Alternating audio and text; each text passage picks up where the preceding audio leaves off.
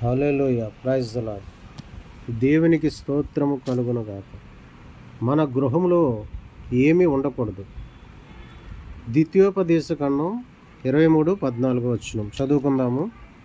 నీ దేవుడైన యెహోవా నిన్ను విడిపించుటకును, నీ శత్రువులను నీకు అప్పగించుటకును నీ పాలెంలో సంచరించుచుండును గనుక ఆయన నీలో అసహ్యమైన దేనినైనను చూచి నిన్ను విడవకుండునట్లు నీ పాలెము పరిశుద్ధంగా ఉండవలెను.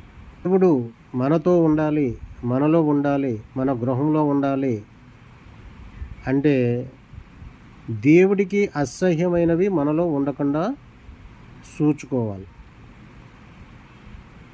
అవి ఏమిటి? మొట్టమొదటగా సోమరితనం. ఈ సోమరితనం అనేది మనలో ఉండకూడదు. ప్రసంగి 10:18 ప్రసంగి 10:18 సోమరితనము చేత ఇంటి కప్పు దిగబడిపోవును. ఈ సోమరితనం అనేది దేవుని దృష్టిలో అసహ్యమైనది. సోమరితనం కలిగి ఉన్నవాడి గృహము కూలిపోవును అనే వాక్యము సెలవిస్తుంది. కనుక సోమరితనము అంటే బద్ధకం అనేది మనలో ఉంటే దేవుడు మనతో ఉండడు, మనలో ఉండడు, మన గృహంలో ఉండడు. సోమరి ఇక సామెతల గ్రంథం 6వ సోమరి చీమలను చూసి నేర్చుకో అంటాడు. చీమలు కష్టపడతాయి, దాచుకుంటాయి. మరి మనుషులమైన మనము ఎలా ఉండాలి? సోమరితనము దరిద్రం తీసుకువస్తుంది అన్నమాట. సోమరి ఉదయాన్నే లేవడు, ఏ పని చేయటానికి బద్ధకం, ప్రార్థన చేయటానికి బద్ధకం, బైబిల్ చదవటానికి బద్ధకం లేనిది. కాబట్టి మొట్టమొదటిగా మన గృహంలో ఏముండకూడదంట? సోమరితనం ఉండకూడదు. తర్వాత రెండవదిగా కలహములు ఉండకూడదు.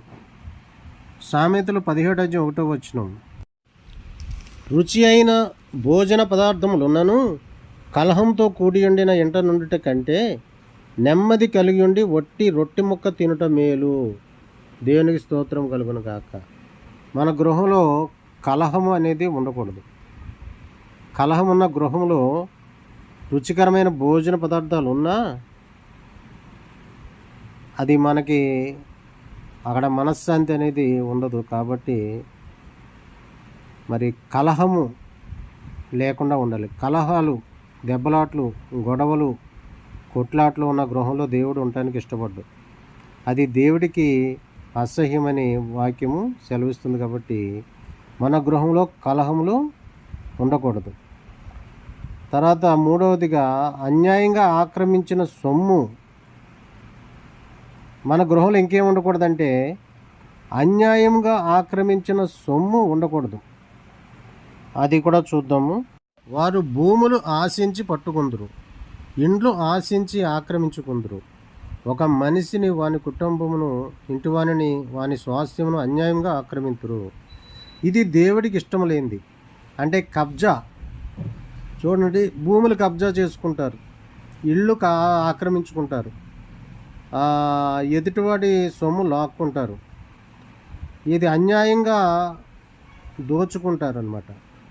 ఇది దేవుడికి అసహ్యమైనది. కాబట్టి అన్యాయంగా ఆక్రమించిన సొమ్ము దేవుడికి ఇష్టం లేదు. కాబట్టి అది మన గృహంలో లేకుండా చూసుకోవాలి. తర్వాత స్వార్థం ఉండకూడదు. యెషయా 5:8 స్థలము మిగలకుండా మీరు మాత్రమే దేశంలో నివసించినట్లు ఇంటికి ఇల్లు కలుపుకొని పొలమునకు పొలము చేర్చుకుంటూ మీకు శ్రమ.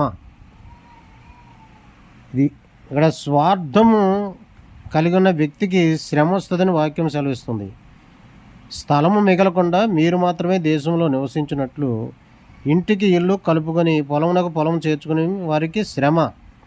అంటే వీళ్ళు కూడా స్వార్థంతో చేస్తారు. ఏ పని చేసినా స్వార్థం. ఇటువంటి వాళ్ళకి శ్రమ అని చెప్తుంది. కాబట్టి మన గృహంలో స్వార్థం లేకుండా చూసుకోవాలి. తర్వాత మేలుకు ప్రతి కీడు చేయరాదు. సామెతల గ్రంథం 17:13. మేలుకు ప్రతిగా కీడు చేయువాని ఇంట నుండి కీడు తొలగిపోదు. చూసారా, మేలుకు ప్రతిగా కీడు చేసేవాడి ఇంటిలో కీడు తొలగిపోదు అంటున్నాడు. ఇక్కడ మేలు చేసిన వాళ్ళు కీడు చేస్తారు, అటువంటి వాళ్ళ కీడు తొలగిపోదు అంటున్నాడు. కీడు నుండి తప్పించండి అని మనం ప్రార్థన చేస్తూ ఉంటాం. కీడు అంటే ఎంత ప్రమాదం అది. కీడు ఉన్న గృహానికి మరణం సంభవించవచ్చు, రోగం సంభవించవచ్చు, అప్పులు సంభవించవచ్చు, అనారోగ్యం సంభవించవచ్చు, మరి ఆత్మహత్య చేసుకునే పరిస్థితులు రావచ్చు. చూసారా ఎంత ప్రమాదకరమైనటువంటి మాట, ఒకసారి ఆలోచించారా? అందుకనే మేలు చేసిన వాడికి కీడు ఎట్టి పరిస్థితుల్లోనూ చేయరాదు. మరొక మాట తర్వాత ఈ అసూయలు 1 సమూయేలు 19:9-10. అసూయలు మన గృహంలో ఉండరాదు. యెహోవా యొద్ద నుండి దురాత్మ సౌలు మీదకి వచ్చెను. సౌలు ఈట చేత పట్టుకుని ఇంట కూర్చుండి ఉండెను. దావీదు సితారా వాయించుచుండగా సౌలు ఒకే దెబ్బతో దావీదును గోడకు పొడుచుచున్న తాత్పర్యం కలిగి ఈట విసిరెను. దావీదు అతని ఎదుట నుండి తప్పించుకున్నందున ఈట గోడకు నాటగా దావీదు ఆ రాత్రి అందు తప్పించుకొని పారిపోయాను. దేవుని స్తోత్రం కలుగును గాక.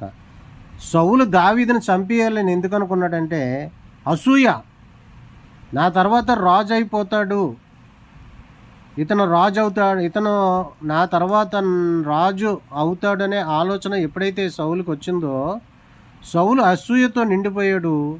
దావీదుని ఎన్నోసార్లు చంపాలని చూశాడు, కానీ చివరికి సౌలే చనిపోయాడని మనకు తెలుసు. కాబట్టి అసూయ అనేది మన గృహంలో ఉండకూడదు. ఆ తర్వాత ఉరుకయ్య, పగ అనేది కూడా మన గృహంలో ఉండరాదు. ఎస్తేరు 7:9. రాజు ముందర ఉండు సండులలో అర్బోన అనునొకడు ఏలినవాడ చిత్తగించుము. రాజు మేలు కొరకు మాట్లాడిన మొర్దెకైని ఉరితీయుటకు హామాను చేయించిన 50 మూరల ఎత్తుగల ఉరికయ్య హామాను ఇంటి వద్ద నాటబడి ఉన్నదనగా రాజు దాని మీద వాని ఉరితీయుడని ఆజ్ఞ ఇచ్చెను. అది హామాను సిద్ధపరిచిన ఉరికొయ్య మీద హామానే ఉరితీయబడ్డాడు.